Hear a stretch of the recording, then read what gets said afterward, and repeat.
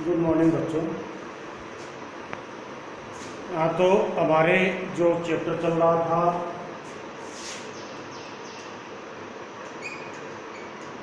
राजस्थान की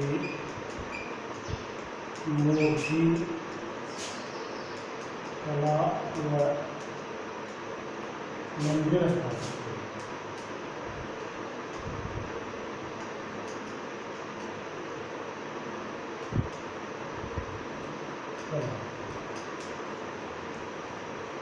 इस चैप्टर में हमने देलवाड़ा के जैन मंदिरों के बारे में अध्ययन कर लिया था। जो 5 मंदिर थे, विमल शाह, लुणव शाह, पासरनाथ, जिसको चौमुखा भी कहा गया था, और पीतलहर और महावीर स्वामी, ये 5 मंदिरों के बारे में देखा था। अब जैनियों का जो सबसे प्रसिद्ध मंदिर और प्राचीन मंदिर माना जाता है रणकपुर मंदिर।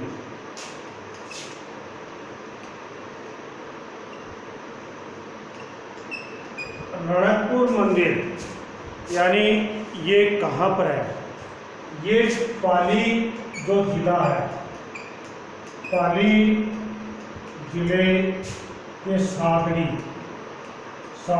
जो गांव है, गांव से 8 किलोमीटर दूर है। 8 किलोमीटर, सादड़ी गांव से 8 किलोमीटर दूर पर स्थित है क्या? रणकपुर। रणकपुर है वो पाली जिले के सादड़ी गांव से 8 किलोमीटर दूरी पर स्थित है। रणकपुर का एक इतिहास है।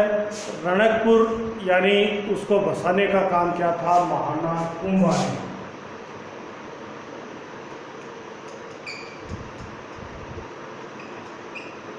कुंभा ने, और इसका नाम उसके नाम पर पड़ा था रणकपुर,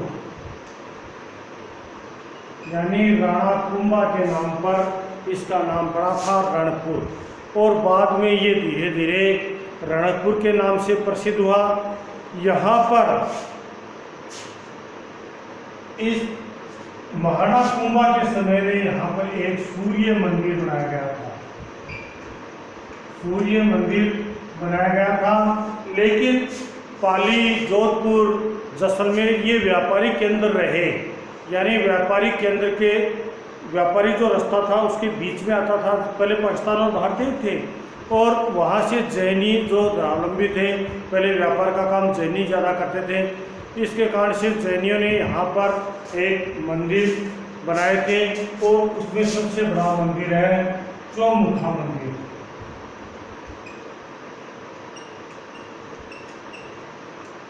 चौमुखा मंदिर जैनियों के द्वारा ये बनाया गया था, और इसको बनाने का कार्य किया गया था 1439 ईस्वी में।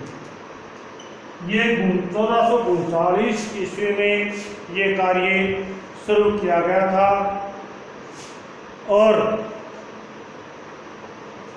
इसको बनाने में लगभग 50 वर्ष का समय लगा। 1439 ईस्वी में ये बनना शुरू हुआ। 50 वर्षों के अथक प्रयास के पश्चात ये बना, और खर्चा था 99 लाख रुपए। उस समय 99 लाख रुपए के खर्चे से ये 3 मंजिला मंदिर का निर्माण हुआ था, चौमुखा मंदिर। इस मंदिर को बनाने में एक सोम सुंदर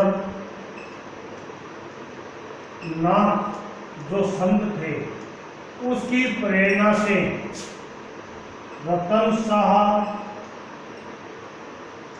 व धारण शाह, 2 भाइयों ने मिलकर इसको, सोम सुंदर सूरजी था इसका पूरा नाम, नाथनी सूरजी,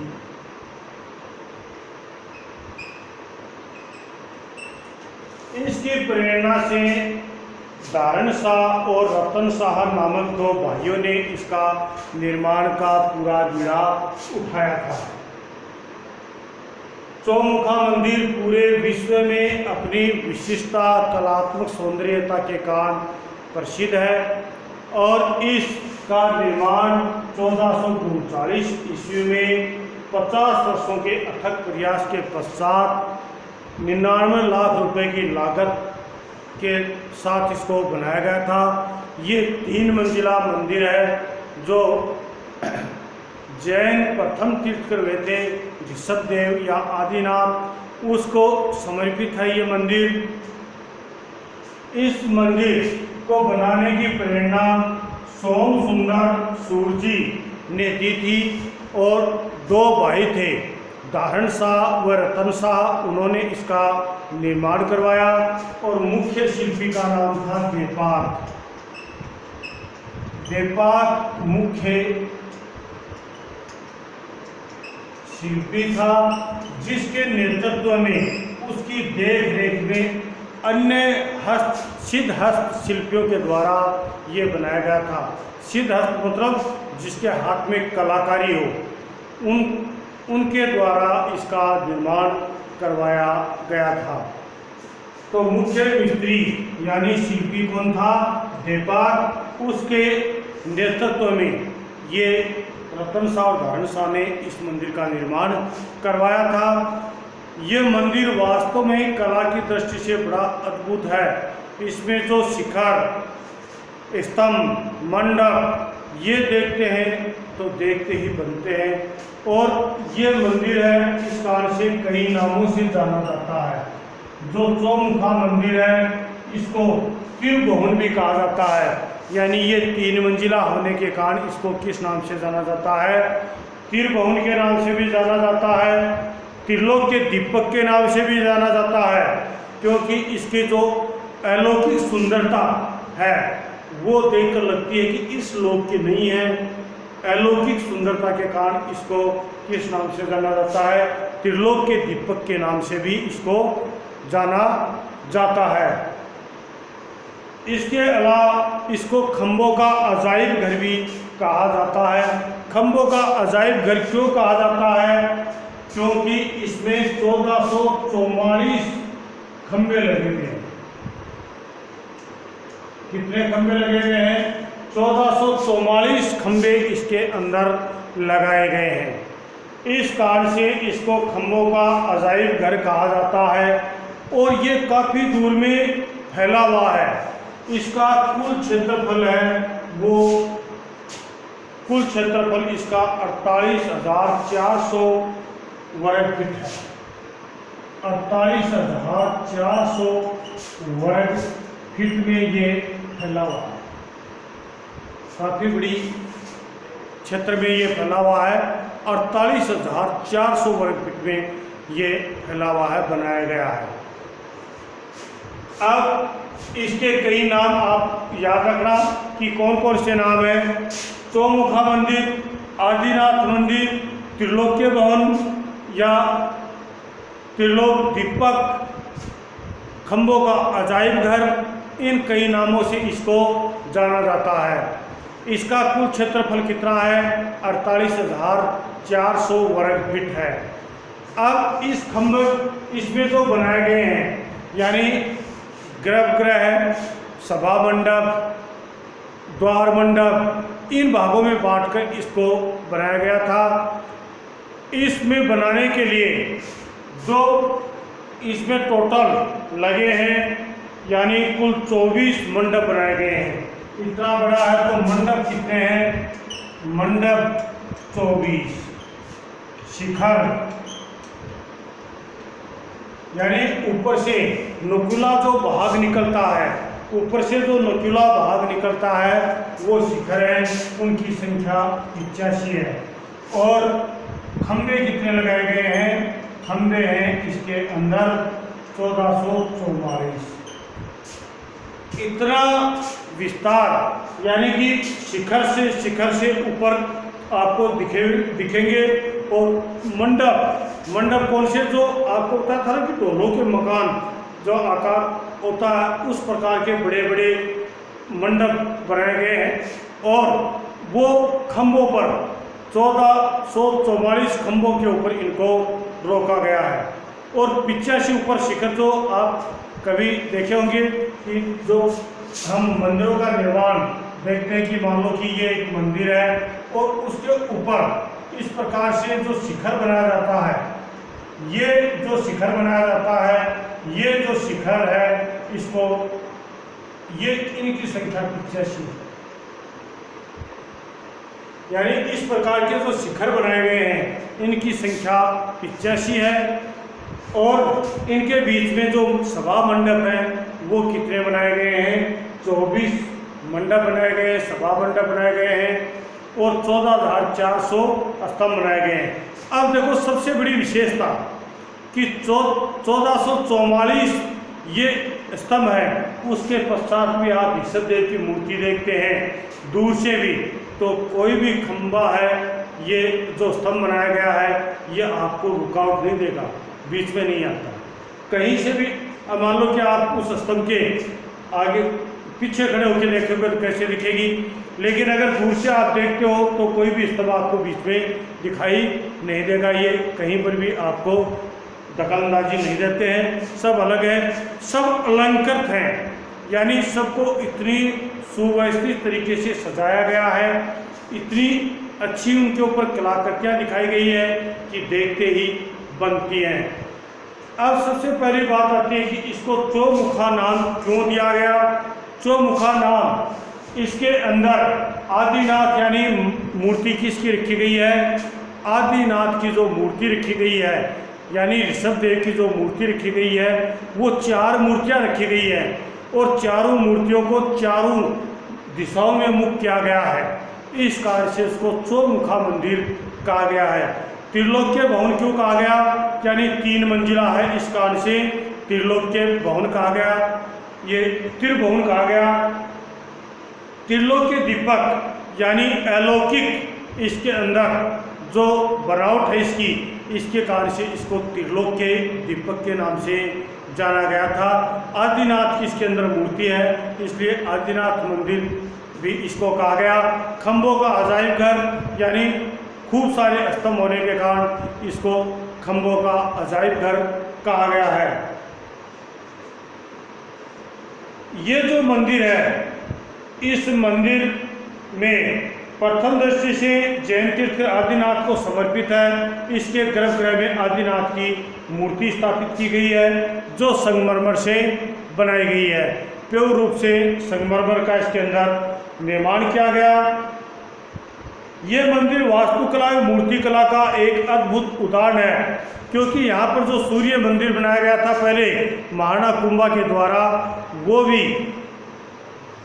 वास्तुकला की दृष्टि को ध्यान में रख के ही बनाया गया था, यानी वास्तुकला को ध्यान में रखकर ही उसका निर्माण करवाया गया था। इस कारण से वास्तुकला इस चौमुखा मंदिर में भी दृष्टि दिखाई गई है। इस मंदिर की परिक्रमा में देव कुलिकाएँ बनी हैं, जो आपने दिलवाड़ा के जैन मंदिर में जैसे विमल शाह मंदिर में 57 कुलिकाएँ थी, लुणव साहब मंदिर में 52 कुलिकाएँ थी, उसी प्रकार यहाँ पर भी कई कुलिकाओं का, देव कुलिकाओं का निर्माण किया गया, कोठरियों का निर्माण किया गया है, जिनमें बनी प्रतिमाओं में शारीरिक सौंदर्य, भाव भंगिमाएँ, प्रफुल्लित मुखमंडल, तीक्ष्ण भौहे, बड़े नेत्र, अद्भुत केश विन्यास, अक्षण कटी, मनमोहक शरीर मुद्राएं, भाव हस्त मुद्राएं, पारदर्शी वस्त्र, ये इन मूर्तियों की विशेषताओं के रूप में इसको दिखाया गया है। यानी जो देव कुलिकाएँ बनाई गई थी अलग, इन देव कुलिकाओं में जो मूर्तियाँ स्थापित की गई हैं वो बड़ी ही सुंदर मूर्तियाँ बनाई गई हैं, जिसको अलग अलग प्रकार से दिखाया गया है। और उनके भित्तियों पर भी, बाहर भित्तियों पर जो मूर्तियाँ बनाई गई हैं उसमें वैसे नारी मूर्तियाँ अधिक बनी हैं। यहाँ पर तो नारी को कहीं पर अपनी वेणी को गूंथते हुए दिखाया गया है, कहीं पर अपने आभूषणों को निहारते हुए दिखाया गया है, तो कहीं पर वो अपने पैरों में पायल बांधते हुए दिखाई है, तो कहीं पर पैर में चुभे हुए कांटे को निकालता हुआ, कहीं पर अपने बच्चे के साथ कीड़ा, यानी कीड़ा का मतलब खेलते हुए उनको दर्शाया गया है। कहने का मतलब यहाँ पर स्त्रियों के जो चित्रांकन किया गया है वो अलग अलग भाव भंगिमाओं यानी अलग अलग मुख की मुद्राएं दिखाई गई हैं। और इन मूर्तियों को देखकर ऐसा प्रतीत नहीं होता है कि ये मूर्तियां हैं, वो प्राणमान दिखाई गई है, यानी जीवित निर्जीव नहीं दिखती हैं। देखने पर उनकी भाव भंगिमाओं, उनकी मुद्राएं, ये देखने पर ऐसा प्रतीत होता है कि ये मूर्तियां अभी बोली यानी सजीव सी प्रतीत होती हैं। उनके मानो कि उनके अंदर प्राण हैं, ऐसी वो प्रतीत होती हैं। तो इस प्रकार से रंगमंडप में तोरण द्वार में अत्यंत सूक्ष्म तीक्ष्ण कार्य किया गया। इसकी छत व गुंबद में कलात्मक विशेषता लिए हुए हैं। गुंबद के परिधीय भाग में जो गुंबद का गोलाकार भाग है, परिधीय भाग है, उस भाग में भाव भंगिमाओं के साथ वाद्य यंत्र बजाते हुए नृत्यरत नारी आकृतियां घेरे में दिखाई गई हैं। यानी कि जो ऊपर गुंबद है, गुंबद के ऊपर और मंडप यानी गोल गुंडाकार जो मंडप है, उस मंडप का जो चारों ओर का घेरा है, उस घेरे में नृत्य करती हुई और गोलाकार में ये नृत्यों को दिखाया गया है। नृत्य करती हुई, वाद्य यंत्र बजाती हुई, कोई मजीरा बजा रही है तो कोई तानपुरा आदि वाद्य यंत्र बजाते, कोई वीणा बजाते हुए दर्शाया गया है, कोई ढोलकी बजा रही है, यानी अलग अलग वाद्य यंत्रों के साथ में इनको दिखाया गया है। रंगमंडप में बेल बूटे, ज्योमेट्रीय अलंकरणों, ज्योमेट्री कहीं पर त्रिभुज का आकार, कहीं वर्ताकार, कहीं कोई आयत का, कहीं वर्ग का, इस प्रकार से ज्योमेट्री आकृतियां भी बनाई गई हैं। और उनके साथ साथ में बेल बूटे कोई रंग से नहीं बनाए गए हैं, ये पत्थरों को ही, संगमरमर के पत्थरों को ही काट कर और बनाए गए हैं। यानी इन पत्थरों के द्वारा बेल बूटों या ज्योमेट्रीय आकृतियों का आकार दिया गया। मंडपों की छतों में लटकते हुए पाषाण झूमर उनमें मंडप को सौंदर्य को अपार वृद्धि हुई है। यानी जो मंडप है उसमें जो आज हमारे हॉल या हमारे घर होते हैं उनमें हम झूमर लगाते हैं, वो शीशे के होते हैं या बने हुए आते हैं, लेकिन यहाँ पर पाषाण यानी पत्थर के ही मंडप के अंदर पत्थर के झूमर बनाए गए हैं जो नीचे की ओर लटकते हुए हैं। वो उसकी जो सुंदरता है उसमें चार चांद लगाने का काम करते हैं। इस मंदिर के 1444 स्तंभों में तत्कालीन तक्षण कला में शिल्पियों की कुशलता का दृढ़ प्रमाण देते हैं। और सबके ऊपर सुंदर सुंदर मूर्तियों का उत्कीर्ण किया गया है, यानी सुंदर सुंदर मूर्तियों को इनके ऊपर उत्कीर्ण किया गया। सुंदर नक्काशी युग से स्तंभ मंदिर के कलात्मक सौंदर्य को सबसे प्रमुख व आकर्षक भाग प्रतीत होते हैं।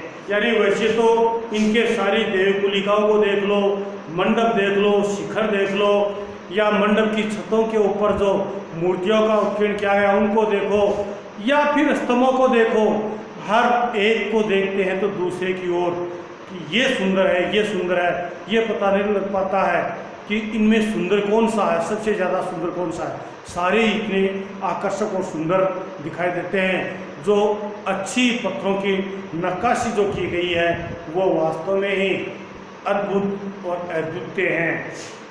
विषय वस्तु की दृष्टि से मंदिर काफ़ी विविधता रखता है, जिसमें जैन तीर्थंकरों के अलावा देवी देवताओं, यक्षण यक्षिणी, वानर, किन्नर, नृत्यांगनाओं और जैन धर्मों से संबंधित दृश्यों को, विषय वस्तु को साकार करता हुआ प्रतीत होता है कि उनको साकार करता हुआ प्रतीत होता है। और भाव भंगिमाएं, शारीरिक मुद्राएं व अद्भुत मनोहर आंकन है।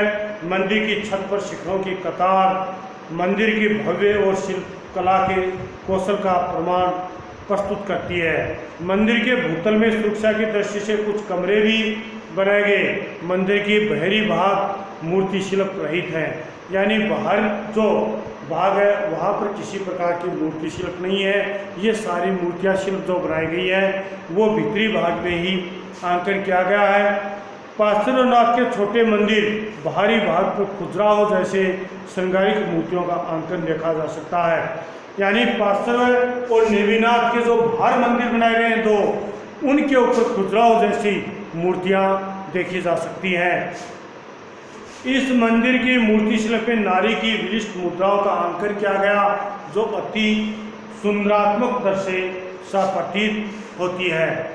तो इस प्रकार से ये जो चौमुखा मंदिर आपने देखा, इसमें मुख्य बातें याद रखनी है। ये कहाँ पर है? पाली जिले के सादरी गांव से 8 किलोमीटर दूर स्थित है। रणकपुर को बसाने का काम रणकपुर के नाम से महाराणा कुंभा ने किया था और वहाँ पर वास्तुकला को सुंदरात्मक दृष्टि को ध्यान में रखते हुए सूर्य मंदिर का निर्माण कराया गया था।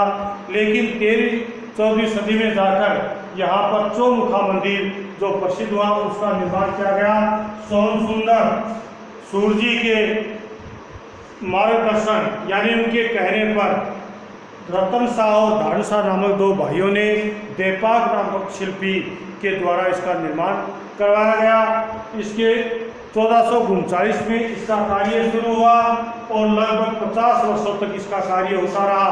ये 1496 ईस्वी संवत विक्रम संवत में बनकर तैयार हुआ था। 99 लाख रुपए इसके ऊपर खर्चा आया था। इस प्रकार से इस मंदिर का निर्माण हुआ। अब आगे हम किराड़ू के मंदिर पढ़ेंगे, उसके पश्चात बारोली, जगतपुर और आबानेर, चांदबावड़ी, ये इनके बारे में अध्ययन करेंगे। ओसिया का मंदिर भी आएगा। जय हिंद।